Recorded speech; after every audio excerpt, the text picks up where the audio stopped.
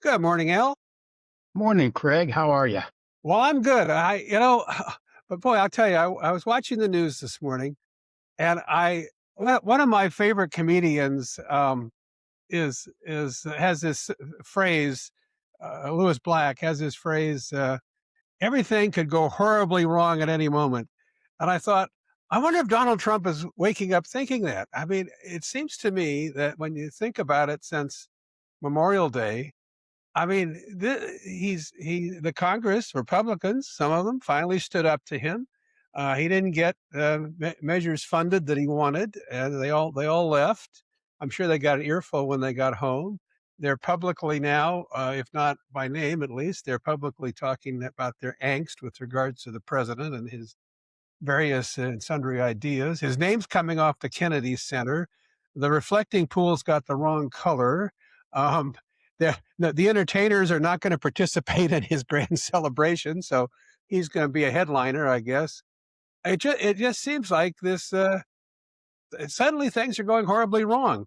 We may have thought that was the case for the country, but I just don't know how Trump gets up and thinks differently. Of course, he that doesn't slow him down in terms of writing dozens and dozens, if not 100 different posts a day, which is also a little bit crazy. But Well, I'm worrying about the guy. I mean, uh, I think suddenly he's got more problems than he knows what to do with. the interesting thing about it is you went through your list. I made a different kind of list, sort of more Trump oriented, but this morning. But it was everything you've talked about. He's brought on himself. Yeah. That's the most interesting thing. It's as if he's going for a long bus ride, and before he takes off, rather than check the engine, he decided to loosen all the lug nuts. And he can't understand why those wheels are coming off the bus. Just think about this. You talked about the last month or so, and uh, in the last month, yesterday he told us that he didn't care about whether the talks in Iran are over or not. Basically, he doesn't care about the Iran war anymore because he's bored with it.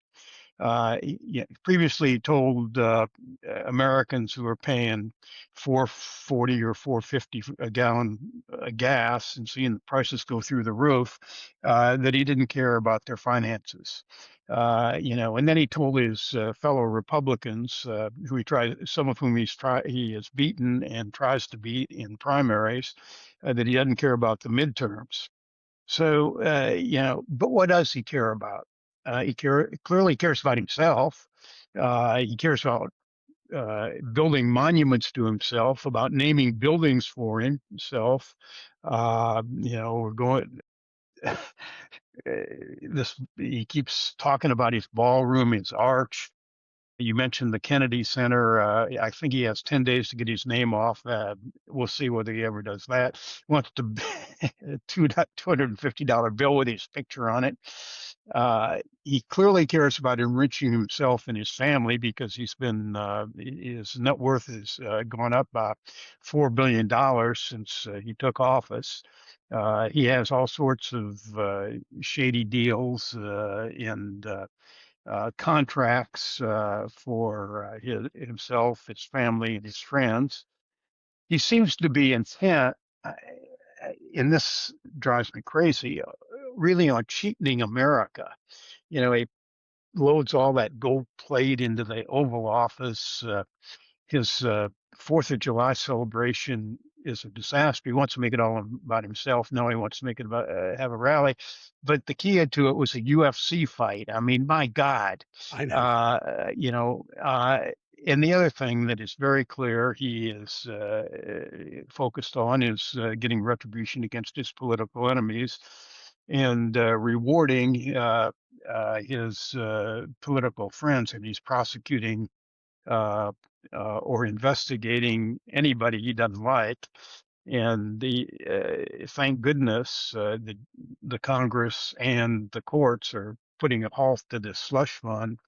Uh, Again, debasing the country by making it $1.776 billion for 1776 to pay uh, basically to pay uh, uh, pay off his people who he says have been uh, uh, victims of the Justice Department, but really to pay off people like the January 6th uh, rioters. I mean, you put it all together, and it's really, really a sick, narcissistic man who seems to care only about himself, doesn't really care about the country.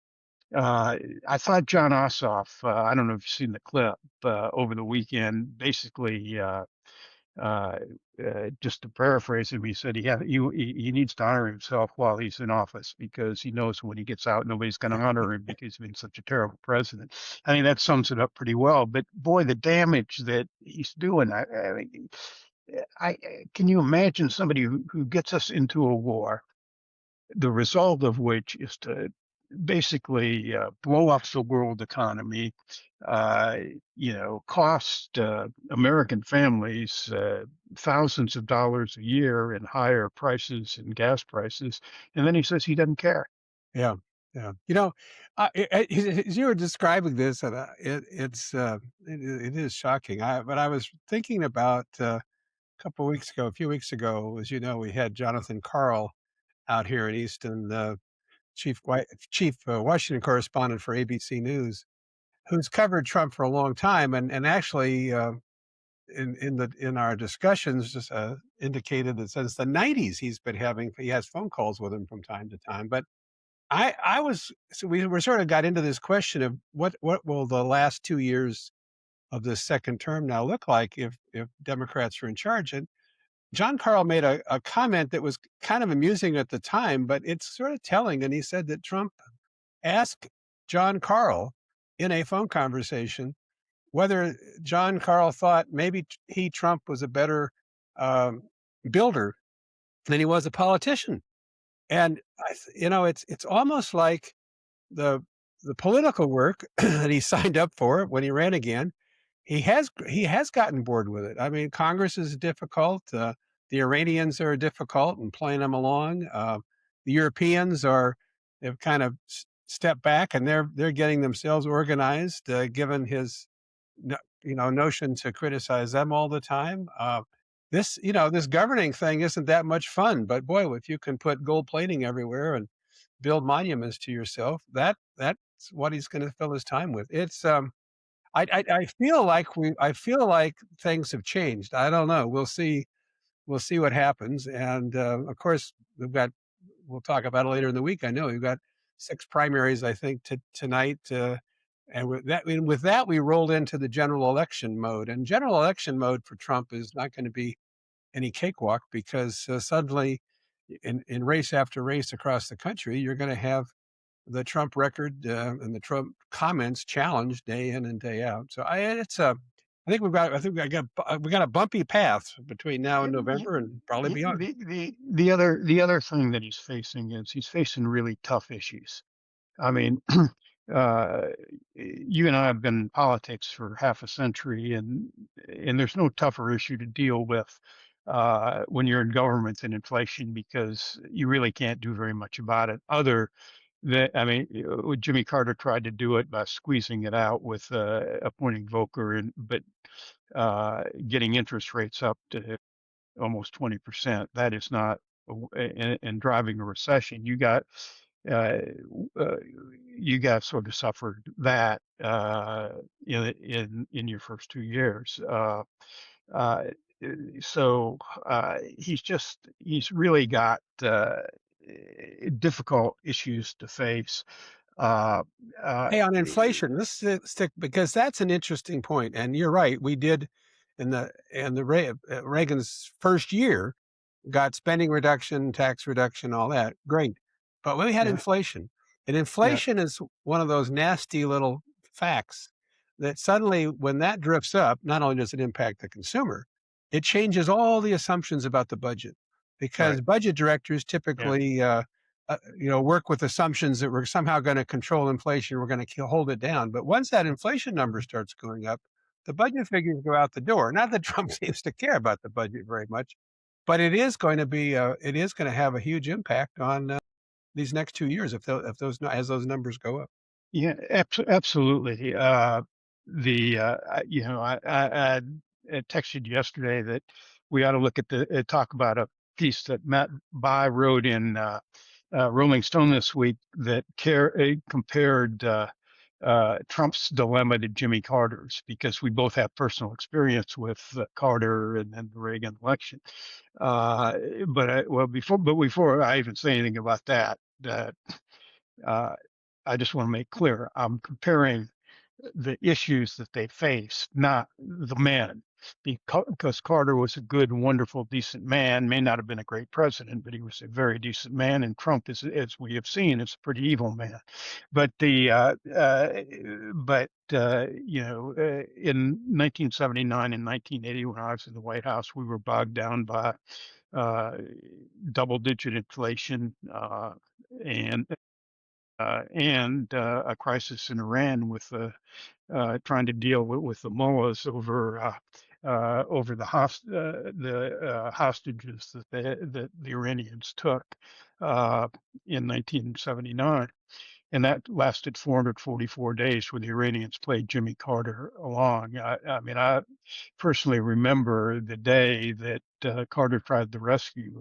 We were doing a series of meetings on inflation with business leaders, and that I was staffing for Carter.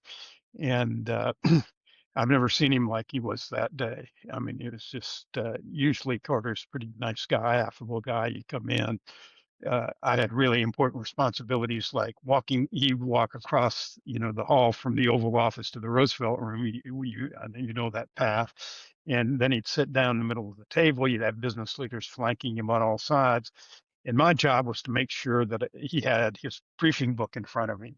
Those are the important things for They staff. are. I mean, obviously, when I give it, he basically snarled. I mean, he was a million miles away, and of course, but what Carter found is that inflation was an intractable issue. And you can't deal with the Iranians. Trump's going to is finding that out as well too. So, but you guys had the formula for beating Carter. Now maybe you could pass that on to the Senate, House and Senate Democrats. Just one more thing. You mentioned the primaries. There's an important primary, obviously in California, where we're going to pick a new governor, mayor of Los Angeles. But who knows what that's going to happen? The mayor's running at 25% for reelection, but leading, I think, the first primary. But there's also an important primary in Iowa, because the candidate the Democrats pick may very well determine whether they have a chance of winning the Senate or not. So we can talk about that on Thursday. Yeah. Yeah. No, there's definitely a lot to watch, and Right. we'll be back. We'll be back on Yeah. Thursday. So Great. go out and have a good day on these All happy right. notes. Yeah, all right. Take care. care. Bye-bye.